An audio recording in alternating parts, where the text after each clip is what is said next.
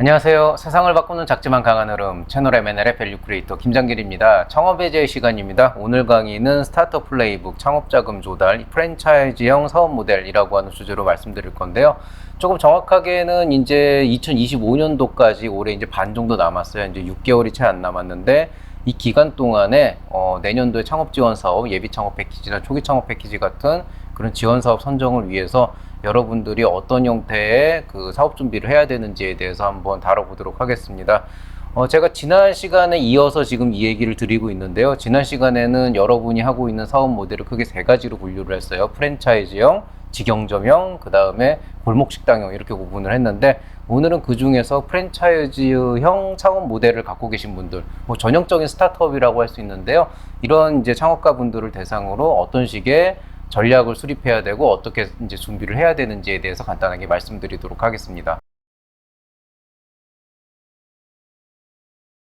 자, 본 강의를 시작하기에 앞서서 한번 사업의 세 가지 유형에 대해서 복습을 하도록 하겠습니다. 제가 만약에 지금 운영하고 있는 M&L이라고 하는 브랜드를 바탕으로 창업 컨설팅 사업을 한번 한다고 생각을 해봅시다.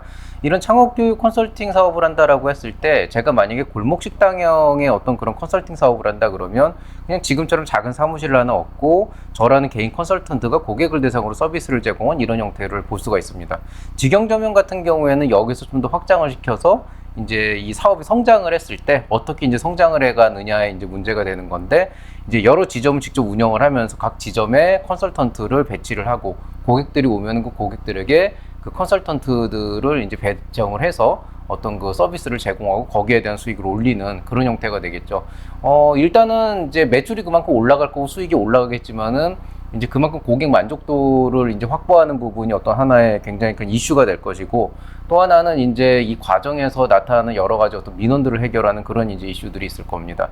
프랜차이즈라는 거는 제가 직접 컨설팅의 어떤 사업 자체를 확장하는 거 개념 자체는 같지만은 방향성이 다른 게, 이런 경우에는 브랜드를 판매라는 거예요. 즉 내가 직접 컨설턴트를 추가로 고용을 해서 확장을 시키는 방법이 아니고, 나는 그냥 M&L이라고 하는 M&L 컨설팅이라고 하는 회사를 그냥 브랜드, 프랜차이즈 형태로 갖고 있고, 그 다음에 이제 실제로 이 브랜드를 여러 군데 이제 지점을 내고 거기에 각각의 이제 그 사업자들을 영입을 해서 그 가맹점주가 지역 고객을 대상으로 서비스를 제공하는 형태가 되겠죠.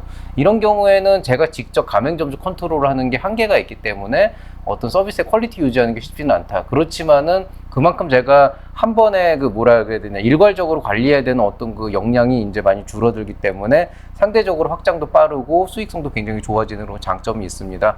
그리고 이제 어떤 성장의 과정으로 보면은 이제 골목 식당형이 가장 이제 낮은 수준의 1단계 성장이라고 볼 수 있다 그러면, 이제 직영점형이나 프랜차이즈형이 2단계 성장이라고 볼 수 있고, 뭐 직영점하고 프랜차이즈형을 굳이 등급을 나누는 건 좀 어려운 일이긴 하지만은 상대적으로 어떤 확장하는 모델로 봤을 때는 프랜차이즈형이 조금 더 유리한 그런 부분들은 있습니다.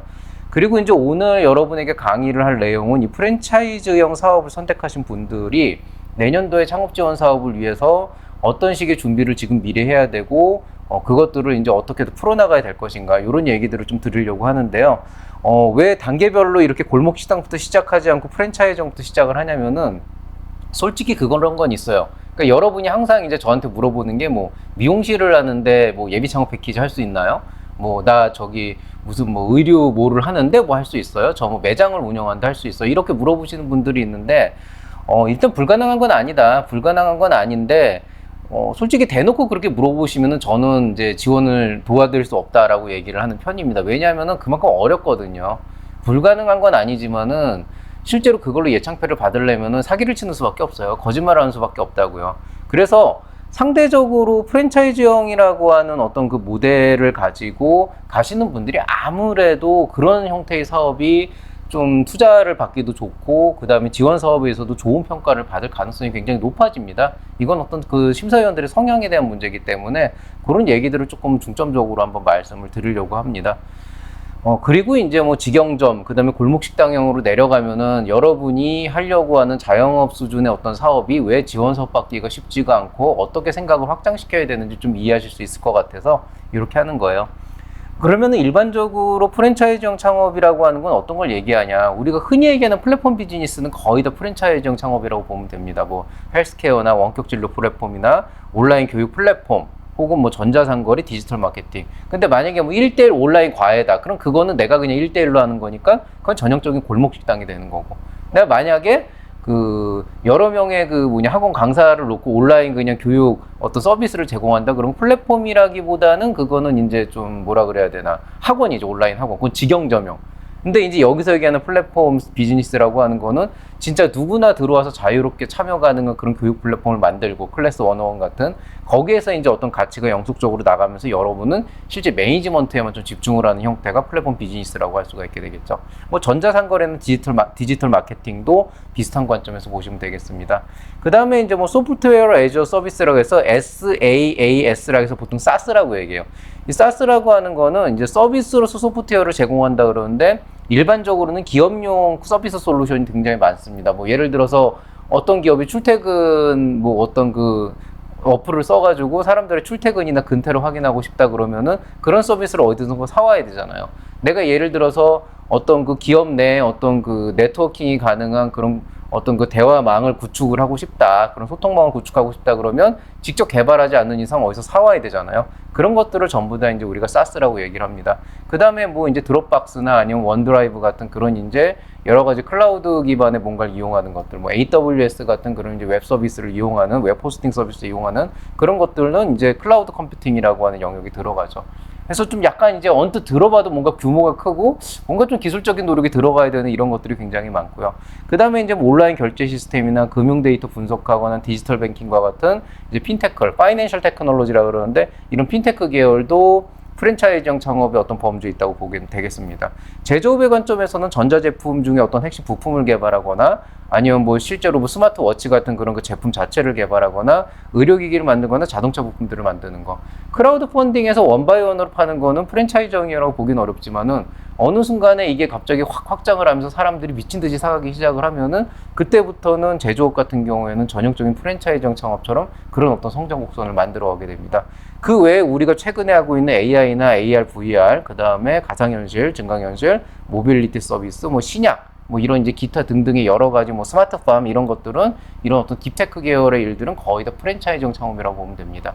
기본적인 특징 자체는 솔루션이 내일 하루아침에 나오질 않아요. 하루아침에 나오지 않고 시간이 걸리는 솔루션들이 많고 그것들이 나왔을 때 고객들이 바로 그냥 하면서 사는 경우는 그렇게 많지가 않기 때문에 시장에 확대를 하는 것도 쉽지가 않고 그래서 일반적으로는 B2C보다는 B2B 쪽에 조금 더 적합한 경우가 많습니다. 뭐 절대적인 건 아니지만은 자, 이런 프랜차이즈형 사업의 주요 특징을 보게 된다 그러면 일단 초기에는 완만한 성장을 한 다음에 급격한 성장 곡선을 그리죠. 잠깐만 보여드리자면 지금 이제 그림에서 보시는 것 같고는 전형적인 그 J커브. 즉 초반에는 굉장히 성장 속도도 느리고 들어가는 에너지 대비해서 우리가 받을 수 있는 프로핏도 굉장히 그 적고 또 스트레스도 쌓이게 되지만은 상대적으로 이제 그 J커브를 그려서 급성장을 하게 되는 그 상황이 되게 됐을 때 어느 순간부터 이제 원가 자체는 그렇게 높아지질 않는데 수익이 높아지는 그래서 규모의 경제가 나오는 그런 형태라고 보시면 되겠고요. 기본적으로는 초반에는 힘들다라고 했지만 그래도 어떤 성장의 속도로 보면은 초반만 넘어가면은 굉장히 단시간에 확장 가능한 비즈니스 모델이 나오기 때문에 일정 수준을 넘어가면서부터 완전 초창기는 힘들지만 일정 수준을 넘어가서 안정적인 구도에 들어가면은 지원 사업이나 투자 유치 같은 자금 조달이 굉장히 유리해집니다. 그리고 처음에는 여러 명이 계속 뭔가 그 밑빠진 독에 물 붓듯이 뭔가를 이제 계속 개발을 해야 되지만은 어느 시점에 따라서 안정적인 시스템이 구축이 되면은 규모의 경제가 나오면서 비교적 적은 인원이 다수의 고객을 대응하는 이제 그런 서비스라고 보시면 되겠습니다. 어떤 분들은 그런 얘기를 하죠. 아니 배달의 민족 인력이 몇 명인데 그걸 소수로 볼 수 있냐. 근데 여기서 얘기하는 소수는 전체 고객 대비의 소수를 얘기하는 거예요. 배달의 민족에 뭐 수백 명의 직원이 있을지는 모르겠지만은 그 배달의 민족이 전 국민의 진짜 뭐 한 5천만 가까이 되는 그 국민의 어떤 배달 문화를 책임지고 있잖아요. 그런 걸 생각하면 굉장히 적은 소수의 인원이라고 볼 수가 있겠죠. 어쨌든 이렇게 1대1보다 1대 다에 적합한 그런 비즈니스 모델이 나오는 게 프랜차이즈형 사업의 주요 특징이 됩니다. 말씀드렸듯이 규모의 경제가 나오고요. 한번 대박을 치면 정말 어마어마한 부와 명예를 안겨다 주지만 높은 초기 투자 비용 때문에 꿈과 희망은 누구나 많지만은 거의 대부분 초반에 많이 좌절을 하게 되는 게 그런 사업이라고 볼 수 있겠습니다. 그렇기 때문에 흔히 얘기하는 BEP, 순이익 분기점까지 운영 자금을 확보하는 게 굉장히 중요해지고 그러다 보니까 여러분이 이런 플랫폼 비즈니스나 아니면 급성장하는 J커브를 그리는 프랜차이즈형 사업 같은 경우에는 통상적으로 지원 사업이나 투자 유치를 할 때 사람들이 가장 이제 보는 것 중에 하나는 과연 이게 말이 되는 일인가? 저 사람은 이렇게 뭐 청사진을 그리고 있지만 이 청사진이 정말 우리가 투자하고 좋은 점수 줄 수 있을 정도로 신뢰성이 있는 일인가? 이런 것들을 이제 좀 많이 고민을 하게 되죠. 어찌됐건 간에 이런 제이커브라고 하는 규모의 경제가 나오는 프랜차이즈형 사업은 전체적인 그림만 잘 나오고 공간만 끌어낼 수 있다 그러면은 정말 모든 사람한테 사랑받는 유형의 사업입니다. 배달의 민족, 당근마켓, 뭐 기타 등등 어쨌든 어떤 사업이든 뭔가 롤모델이 되고 있잖아요.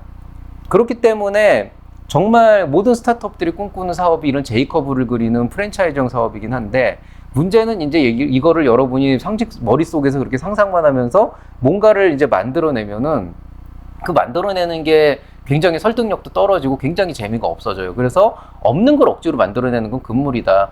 그래서 제가 사실은 개인적으로 굉장히 싫어하는 콘텐츠가 하나 있어요. 어떤 콘텐츠가 있냐면 뭐 미용업, 자영업 이런 것도 예비 창업 패키지 받을 수 있습니다. 이렇게 얘기하고 이거를 여러분이 받으려면 플랫폼을 하셔야 되고 이런 식의 뭔가 본인은 플랫폼이나 이런 걸 생각도 안 하고 있는데 거기에다가 뭔가 플랫폼으로 이걸 만들고 디지털로 뭘 만들면 된다 이런 식으로 뭔가 호도를 하는 거는 그거는 사업의 본질을 흐리는 거잖아요. 억지로 만들어내는 건 이런 거예요. 정작 본인은 물론 사업이 잘 됐을 때 프랜차이즈로 확장을 한다든가 뭔가 플랫폼 형태로 나간다든가 하는 그런 청사진이 있는 경우라면 모르겠지만은 그냥 아무 생각 없이 저 목욕탕 하는 사람인데 이거 할 수 있어요. 근데 거기다 플랫폼 하시죠. 이거는 말 그대로 사기를 치게 조장을 하는 거잖아요. 그런 컨설턴트들은 기본적으로 좀 피했으면 좋겠다는 생각이 드는 게 단기적으로 요즘에는 이런 식으로 사업계획서 써가지고 선정되는 경우도 많지 않을 뿐더러 그러니까 다 알아요. 티가 나거든요. 그리고 여러분 스스로로 망치는 그런 어떤 그 위험 요소도 있습니다. 그래서 이런 부분들을 조금 조심하시길 바라고 굉장히 아름답고 모든 사람들의 선망이 되는 그런 아름다운 사업이긴 하지만은 말씀드렸듯이 그만큼 현실성도 가장 떨어지는 사업이긴 해요. 차라리 골목식당형은 굶어 죽지는 않는 사업 형태를 만들기가 쉽거든요. 뭐 그것도 뭐 그렇다고 무조건 굶어 죽지 않는다고는 하기는 어렵지만 그래도 어쨌든 계획을 하는 단계고 뭔가 실행하는 단계에서 현실성은 그나마 있는 사업으로 가져갈 수가 있는데 프랜차이즈형 창업은 가장 제가 말한 세 가지 유형 중에서 현실성을 확보하기가 되게 힘들어요. 그래서 공감을 얻는 게 가장 중요하고 여기서 핵심은 설득이 아니고 공감입니다. 여러분이 이제 유튜브 채널을 보면은 제가 찍은 건 아니지만은 어떤 분께서 설득을 하는 순간 지원 사업은 떨어진다. 투자는 실패한다고 봐야 된다고 얘기를 하는데 이게 굉장히 좀 맞는 말이라고 생각을 하는 게 설득이라고 하는 거를 약간 여러분은 내가 이 신념을 갖고 있다는 걸 상대방의 머릿속에 어떻게든 우겨 넣으려고 하는 그런 노력을 하거든요. 근데 일단 상대방이 의문을 갖고 있는 상태에서 과연 설득을 한다는 게 말이 되는 건가? 설득이라고 하는 거는 다른 의견을 갖고 있는 사람을 뭐라 그래야 되나? 내 의견에 동조하게끔 만들어주는 걸 설득이라고 그러는데 그거는 어떤 토론 과정에서 있는 일이고 이건 엄연히 사업입니다. 사업이라고 하는 거는 매번 내가 고객을 한 명 한 명 만나서 설득을 하는 관계가 아니고 어떤 내 사업의 전체적인 청사진에 굳이 설득하려고 노력하지 않아도 사람들이 보고 이거 정말 좋은 사업이다. 이거 정말 될 것 같다. 라고 하는 어떤 그 공감을 끌어낼 수 있는 어떤 그런 구도를 만들어야 되거든요. 그래서 실상적으로 여러분이 투자 유치가 됐건 아니면 내년도 지원 사업이 됐건 지금부터 준비해야 될 거는 설득을 하는 게 아니고 그런 공감을 끌어낼 수 있는 베이스를 준비하는 게 사실은 지금의 핵심이에요. 그래서 이제 가만히 보면 항상 이런 게 있어요. 제가 이제 지도를 하다 보면은 이런 경우에는 이런 부분이 나는 솔직히 믿기지가 않고 사람들도 좀 이해하기 어려울 거다. 그러면은 이런 부분에 대해서 네가 좀 받쳐줄 수 있는 어떤 근거를 갖고 와야 된다라고 하면은 하여튼 그런 경우 있거든요. 나 그거 설문조사 해가지고 다 준비해놨다고, 통계 다 있다고, 얼마든지 보여줄 수 있다고 하는데 여러분이 착각을 하고 있는 게 이게 논문 쓰는 게 아니에요. 논문을 쓸 때는 어떤 정성적인 부분과 정량적인 부분들을 정확하게 뽑아내고 거기에 대한 철저한 분석을 바탕으로 어떤 학술적인 동의를 이끌어내는 거지만은 이거는 그런 학술적인 동의를 이끌어내는 게 아니고 고객의 감성을 건드리는 어떤 감성적인 동의를 이끌어내는 거거든요. 여러분이 고객들한테 이 제품을 파는데 통계치를 보여주면서 지금 우리 이 제품 100명한테 조사를 했더니 90명이 산다 그런다. 당신도 사야 된다. 이게 얼마나 설득력이 있겠냐는 거예요. 얼마나 공감이 나오겠냐는 거예요. 아니 뭐 남이 사면 내가 다 사야 돼? 그러니까 그런 식의 그리고 그런 이제 통계 자료는 대부분 사실은 조작의 위험성이 있습니다. 아니 막말로 그걸 지가 설문조사를 해가지고 갖고 왔는지 아니면 그냥 엑셀로 이렇게 해가지고 그래프 하나 그려왔는지 알 게 뭡니까? 그러니까 사실은 공감을 끌어낼 수 있는 자료를 만들어야 되는 거고, 과연 누가 돈을 내고 쓸 것인지에 대한 그런 공감도를 어떤 식으로든 형성할 수 있게끔 뭔가를 만들어야 되는 거예요. 설문조사를 하더라도 그런 부분들을 통해서 뭔가 효과적인 어떤 분석을 할 수 있고, 누가 봐도 그 그래프를 보면서 깊게 동감할 수 있다면 굉장히 좋은 일이고, 그렇지만 대부분의 통계 자료나 이런 것들은 사실은 그렇게까지 큰 도움이 되진 않아요. 사업계획서의 관점에서. 두 가지 이유 때문에 그러는데요. 일단 첫 번째는 누구나 공감할 수 있는 그런 아이템이라고 한다 그러면 굳이 설문을 하지 않아도 그냥 공감을 할 거라는 거예요. 누군가가 공감하기 어렵거나 굉장히 낯선 아이템으로 사업을 한다 그러면은 설문조사를 했다 그래도 이 설문조사가 과연 합당한 방식으로, 설득 가능한 방식으로 이루어졌는지에 대해서 어떤 그 근거를 만들어내고 제시를 한다 그래도 그거를 어떤 그 믿음을 주기가 쉽지는 않다는 거죠. 연구를 굉장히 오랫동안 해온 사람으로서 사실은 이런 통계나 이런 분석들이 얼마나 어처구니 없이 나올 수 있고 얼마나 진실을 호도할 수 있는지를 너무 잘 알고 있기 때문에, 저는 사업계획서의 통계라고 하는 거를 어떤 최소한의 필요한 이상으로 내가 뭔가를 하기 위해서 그냥 숫자를 집어넣는 거에 대해서는 조금 주의를 해야 된다. 오히려 이제 내가 사업계획서에 넣는 숫자는 조금 더 내가 많이 고민을 하고, 내가 여러분 스스로가 좀 타당하다고 생각하는 방향으로 만들어내서 제시를 하는 게 훨씬 더 공감을 끌어내기 좋다, 이런 말씀을 드리고 싶고요. 그러면은 뭐 이런 조사, 이런 종류의 어떤 그 설문조사나 통계가 의미가 없냐? 그렇진 않습니다. 사업계획서상으로는 의미가 없지만 여러분의 사업을 하는 데는 의미가 있겠죠. 어때 보면 여러분 스스로는 그런 설문조사나 이런 과정을 통해서 이런 고객들에게 이런 종류의 사업을 하면은 굉장히 도움이 되겠구나, 이런 형태로 이제 전략을 세울 수 있을 거고, 실제로 그 통계가 진짜고 설문조사가 정말이라면 그럼 여러분 사업이 진짜 잘 될 거잖아요. 그럼 좋은 일이니까. 그럼 그렇게 해가지고 여러분 스스로가 물건 팔고 제품 팔고 해가지고 좋은 피드백 받고 매출 쭉쭉 올리면 되는 거니까 의미는 있는 건데, 사업계획서에서 아직 팔기도 전에, 제품 나오기도 전에 그걸 내세우는 거는 그닥 그렇게 공감받을 수 있는 사항은 아닙니다. 그래서 2025년도도 마찬가지고, 어쨌든 지금 충분히 6개월 정도 남아있는 상황에서 창업지원자금 조달을 위한 준비, 누구에게나 공감받을 수 있는 준비를 한다면 어떤 게 있을까라고 생각을 한다면은, 일단은 현실성 있는 비즈니스 모델을 수립을 하자. 그 프랜차이즈형 사업은 항상 그래요. 누구나 그럴듯한 계획을 갖고 있지만 항상 처맞습니다. 왜냐하면은 비즈니스 모델은 정말 예뻐요. 뭐 우리 회사가 요렇게 해서 요때 뭐 한 100만 확보하고 뭐 1000만 확보하면은 뭐 돈이 뭐 100억, 1000억 막 이렇게 얘기하고 있는데, 아니 솔직히 까놓고 얘기하자고요. 지금 이 영상 듣는 분 중에 연간 10억이라도 벌어보는 분 있어요? 전 1억도 못 벌거든요. 근데 벌어보지도 못한 10억도 못 번 사람이 어떻게 50억, 100억을 약속을 할 수가 있겠냐는 거죠. 그러니까 분명 그럴 가능성이 있다고 하더라도 그냥 수치로 내년 안에 100만 유튜버 되면은 나 얼마 벌 수 있어요, 이런 식의 그 어처구니 없는 그런 밑도 끝도 없는 블러핑을 하지 마시고, 그냥 좀 더 현실성 있는 비즈니스 모델, 즉 100억 벌겠다, 좋습니다. 500억 벌겠다, 좋습니다. 쓰시면 돼요. 전 실제로 쓰라고 합니다. 그런데 그걸 뒷받침하는 비즈니스 모델이 얼마나 합리적으로 들어가 있고, 혹시라도 내가 놓치고 있는 돌발 상황이나 시장 변화가 있을 때 얼마나 내가 유연하게 대응할 수 있는지에 대한 어떤 그런 전반적인 그림이 잘 나와야 되는 거죠. 그리고 그것들에 대해서 고객의 니즈나 시장 파악을 좀 더 정확하게 해야 되는데, 시장 자료도 좋지만은 좀 더 직관적으로 이해할 수 있는 그런 근거 자료를 어떻게든 찾아내야 된다.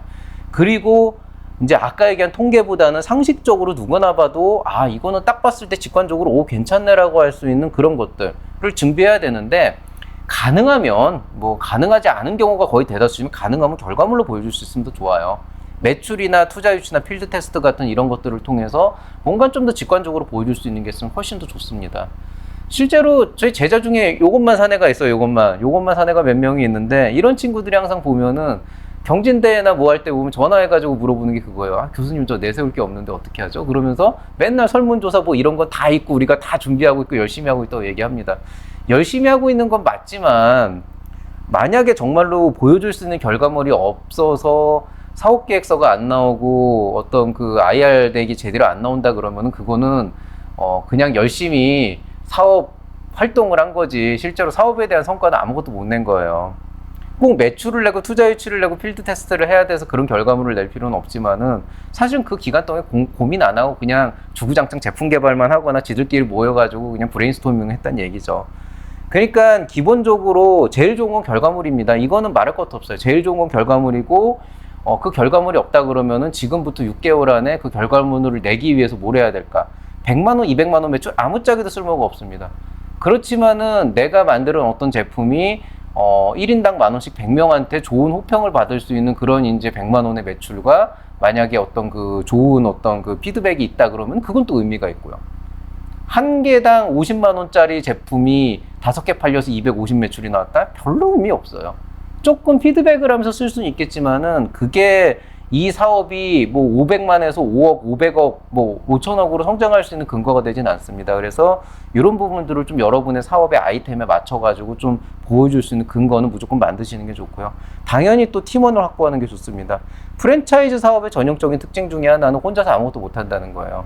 여러분이 적어도 100억대 기업, 200억대 기업, 500억대 기업으로 성장하려면은 그 정도로 그 어떤 그 같이 할 수 있는 파트너가 있어야 돼요. 코파운더든 아니면은 뭐 C레벨의 어떤 임원이든 파트너가 있어야 되는데 어떤 경우도 있냐면은 뭐 자기는 막 입으로 막 해가지고 막 이런 뭐 플랫폼을 할 거고 이렇게 할 거고 얘기하는데 팀원을 보면은 이 사람이 지분 100% 갖고 있는 단독 대표고 나머지 3, 4명은 그냥 직원이 월급 준 직원이에요. 이 구조가 그렇게 오래 안 가요, 생각보다. 그래서 믿고 내 등을 맡길 수 있는 팀원을 좀 확보할 것. 그럴수록 여러분이 조금 더 지원 사업에 선정될 가능성이 높다.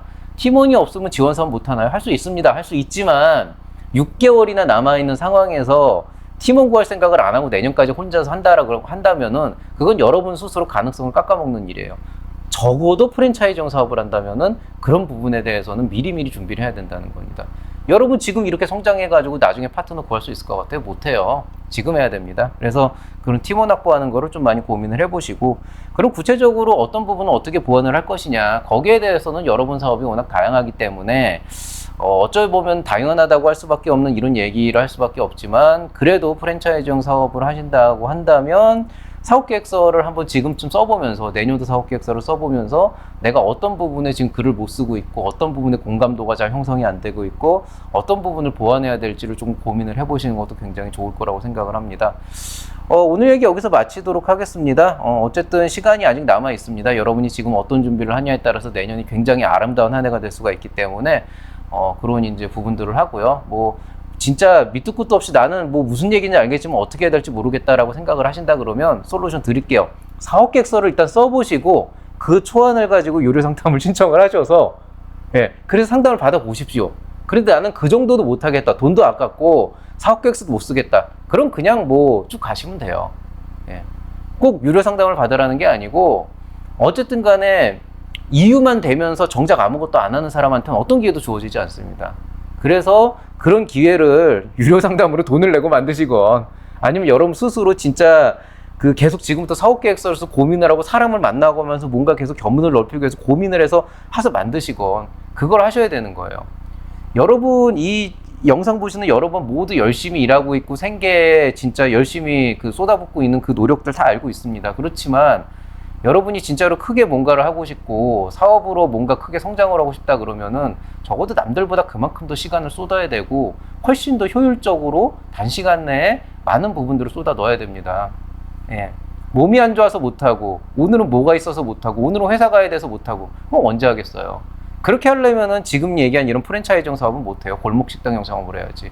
그래서 그런 부분에 대해서 고민을 좀 하시고요. 자꾸 홍보하자면은 이번에 M&L 블로그에서 제가 블로그를 하나 열었습니다. 주로 하는 내용들은 좀 잡다구리한 얘기들, 그 다음에 여태까지 영상을 올리면서 거기에 대한 내용들을 그냥 영상으로만 볼 수 있게 했는데 그걸 조금 정리를 해서 이번 영상은 어떤 내용들이 있다 이런 것들을 좀 올리려고 하고요. 지금 뭐 딸랑 2개 올라가 있는데 앞으로 좀 여태까지 올렸던 영상들 정리를 하면서 거기 좀 카테고리를 잘 나눠서 여러분들이 필요할 때 이렇게 딱딱딱 볼 수 있게끔 하겠습니다. 생각해보니까 유튜브가 좀 뭐라 그래야 되나, 그게 있더라고요. 그 유튜브 특성 자체가 아무리 재생 목록을 잘 정리해도 보기가 힘들어요. 그래서 그런 것들을 블로그에서 좀 정리를 해서 같이 연동해서 가고 그렇게 하겠습니다. 관심 있는 분들 한번 많이 참여해 주시고요. 아울러서 유료 상담 신청도 많이 이용해 주시기 바랍니다. 뭐 조장을 하는 건 아니지만은 돈독에 눈이 오른 것도 아니지만은 지금 시점이 어찌 보면은 상담받고 가장 성과 내기 좋을 때가 아닐까라는 생각을 좀 해서 드리는 말씀이고요. 물론 선택은 여러분의 몫이니까 강연 안 하겠습니다. 비가 엄청나게 오고 있습니다. 날씨도 많이 더워졌는데 아무쪼록 건강 유의하시고요. 창업 준비 잘 하셔서 올해는 좀 힘들더라도 내년에는 정말 좋은 성과 있길 바라겠습니다. 이상 채널 M&L의 밸류 크리에이터 김장길이었습니다. 여러분 사랑합니다.